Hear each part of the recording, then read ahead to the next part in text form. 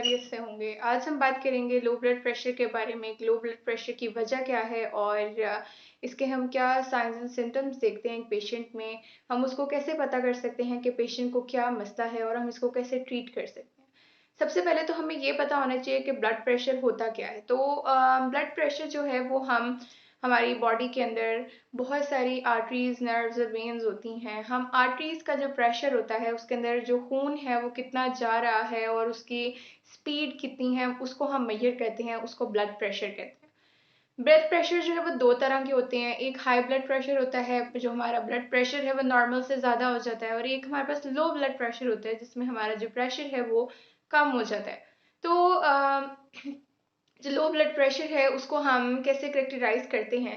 जो नॉर्मली हम देखते हैं हमारा जो ब्लड प्रेशर है वो 120/80 होता है।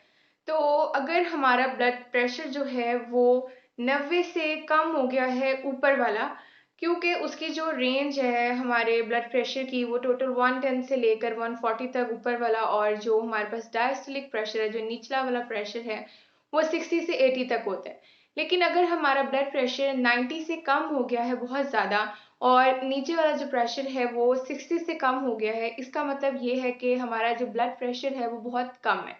और कुछ लोगों में जो लो ब्लड प्रेशर है उसका कोई इतना इशू नहीं आता, लेकिन हम देखते हैं कि बहुत सारे ऐसे लोग हैं जिनके अंदर ब्लड प्रेशर का कम हो जाना उनके लिए लाइफ थ्रेटनिंग हो सकता है। उनकी जान मतलब जान पे बनाती है। उनका बहुत सारे मसले हम देखने को मिलते हैं कि पेशेंट उसको बॉदर ही नहीं कर रहा, पेशेंट अपना ब्लड प्रेशर चेक नहीं कर रहा, उसको ये नहीं पता, वो बहुत उसको सीरियस नहीं ले रहा और बहुत हल्के में ले रहा है कि नहीं ब्लड प्रेशर ठीक हो जाएगा, कुछ खाए पिएगा तो ठीक हो जाएगा। लेकिन कुछ लोगों में तो मैंने आपको बताया कि हमें कुछ ऐसे साइंस एंड सिम्टम्स भी नहीं मिलती हैं, लेकिन कुछ लोगों में हमें सिवियर किस्म के साइंस एंड सिम्टम्स मिलते हैं।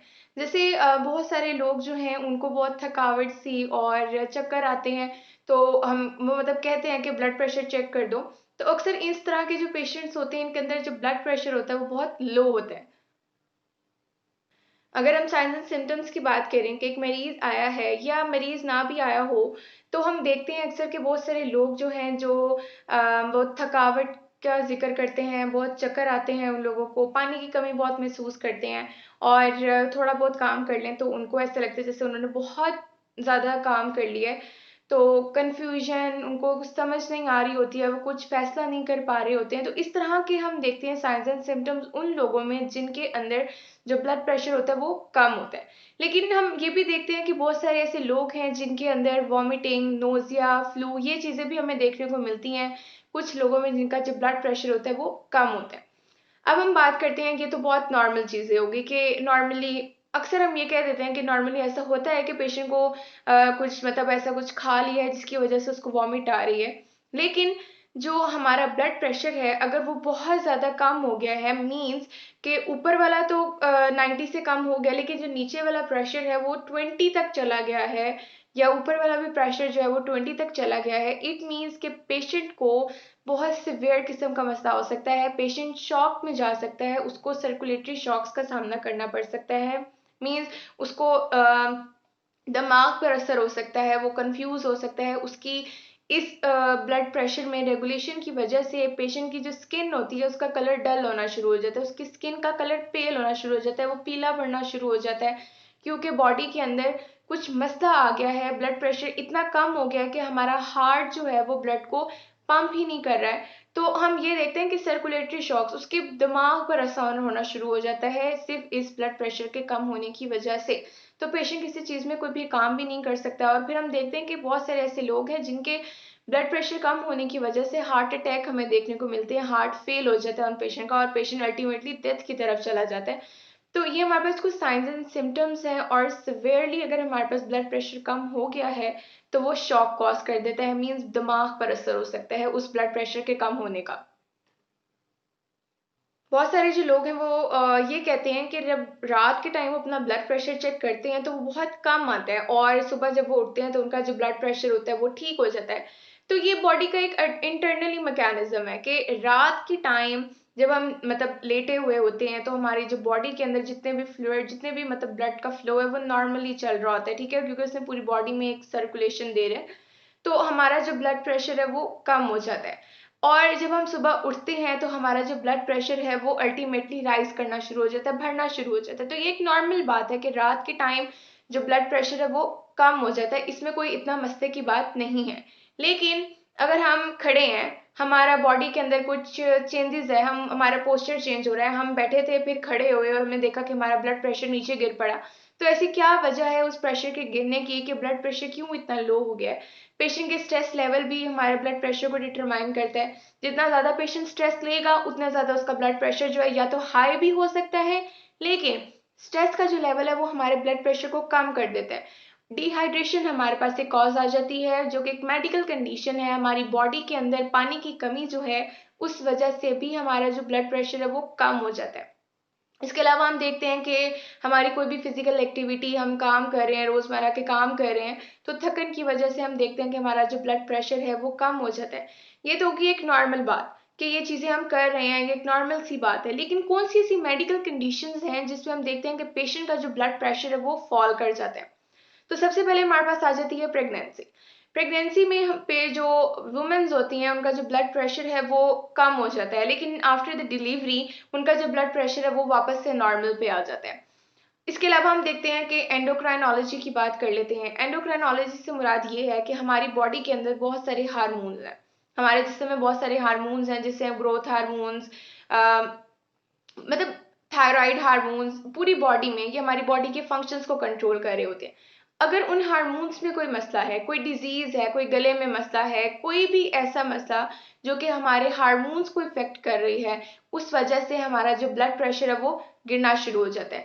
इसके अलावा हम देखते हैं कि जितने भी ओल्डर एज पेशेंट्स होते हैं उनका जो स्ट्रेस लेवल होता है वो बहुत ज्यादा हो जाता है। स्ट्रेस लेवल अब ये नहीं कि मतलब बैठे बैठे ही स्ट्रेस में आ जाओ, कोई वजह भी नहीं है। समटाइम ऐसा होता है कि ओल्डर एज पेशेंट्स होते हैं तो वो खुद से महसूस करना शुरू हो जाते हैं कि वो अकेले हैं, मतलब बहुत सारे ऐसे मसले वो दिमाग में ऐसे सोच, तो ये जो चीज़ें होती हैं ये उनका ब्लड प्रेशर लो कर देती हैं, उनको बहुत सारे मसले मसाइल हो सकते हैं। इसके अलावा कोई भी डायबिटिक पेशेंट है, उनका जो ब्लड प्रेशर है वो हमें मतलब रेगुलर बेसिस पे चेक करना चाहिए, क्योंकि एक डायबिटिक पेशेंट है उसके अंदर अगर एक मसला है ना तो वो अल्टीमेटली बहुत सारे डिजीजेस को कॉज कर सकता है।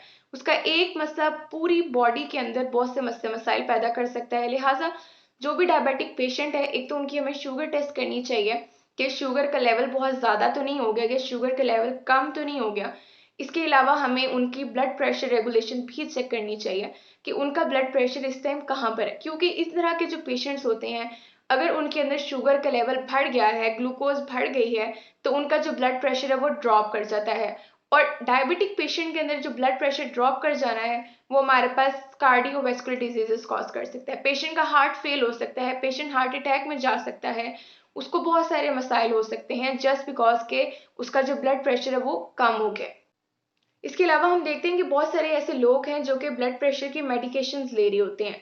तो समटाइम ऐसा होता है कि उन मेडिकेशंस का जो इफेक्ट होता है वो ऑपोजिट हो जाता है, कि अगर आप लोग हाई ब्लड प्रेशर की मेडिसिन ले रहे हैं तो वो जो हाई ब्लड प्रेशर है वो आपकी बॉडी के अंदर ब्लड प्रेशर को चेंज कर सकता है, मीन्स कोई अल्ट्रेशन कॉज कर सकता है, आपका ब्लड प्रेशर जो है वो कम हो सकता है। इसके अलावा हम देखते हैं कि ब्लड लॉस, बॉडी के अंदर से जितना ज़्यादा ब्लड जो है वो लॉस होता जाएगा, कम होता जाएगा, हमारे रेड ब्लड सेल्स कम होते जाएंगे, बॉडी के अंदर ऑक्सीजन कम होती जाएगी।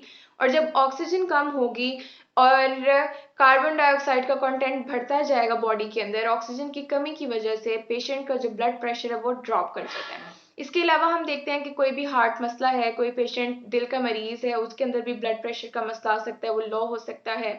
और कोई भी इन्फेक्शन, सीवियर इन्फेक्शन बॉडी के अंदर ब्लड प्रेशर को लो कर देता है। और अगर कोई पेशेंट या कोई भी जो एलर्जिक हो किसी भी चीज़ का, फॉर एग्जांपल डस्ट एलर्जी होती है किसी को, किसी भी चीज़ की, किसी को ऑयल की एलर्जी होती है, तो कोई भी एलर्जिक रिएक्शंस जो कि बॉडी को इफेक्ट कर गए हैं वो पेशेंट के ब्लड प्रेशर जो है उसको कम कर देते हैं।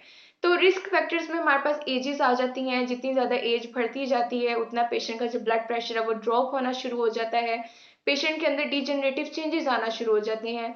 तो इस वजह से भी पेशेंट का जो ब्लड प्रेशर है वो डिक्रीज होना शुरू हो जाता है। और कुछ मेडिकेशंस मैंने आपको बताया कि सर्टेन ऐसी मेडिकेशंस होती हैं जो कि हमारे बॉडी के अंदर मसले मसाइल पैदा कर सकती हैं। लिहाजा जो हमारे पास लो ब्लड प्रेशर है वो सिवियर ब्लड प्रेशर जो है वो बहुत से मसाइल कॉज कर सकता है, हमारे ब्रेन में, हमारे दिमाग पे असर जा सकता है, पेशेंट को दिखाई देना बंद हो जाता है। बहुत सारे ऐसे पेशेंट्स हमें देखने को मिलते हैं जिनकी डॉक्टर्स मतलब दिखा हुआ था कि उनके जिस ब्लड प्रेशर ड्रॉप होने की वजह से उनकी जो विजन है उसमें मसला आ गया, उनको देखने में मसला आ रहा है। तो ये सब साइंस एंड सिम्टम्स हमें लो ब्लड प्रेशर के मरीजों में देखने को मिलते हैं। लिहाजा हमें अपना ब्लड प्रेशर जो है वो रेगुलर बेसिस पे चेक करना चाहिए, ताकि हमें पता चलता रहे कि हमारा ब्लड प्रेशर जो है वो कहाँ से कहाँ तक किस लेवल पर आ रहा है। और हमें स्ट्रेस बहुत कम लेना चाहिए, हमारी डाइट अच्छी होनी चाहिए, ताकि हमारी बॉडी के अंदर जो मिनरल्स जा रहे हैं वो बहुत अच्छे हों और उसके अंदर कोई भी डर्ट मटेरियल ना हो। Thank you.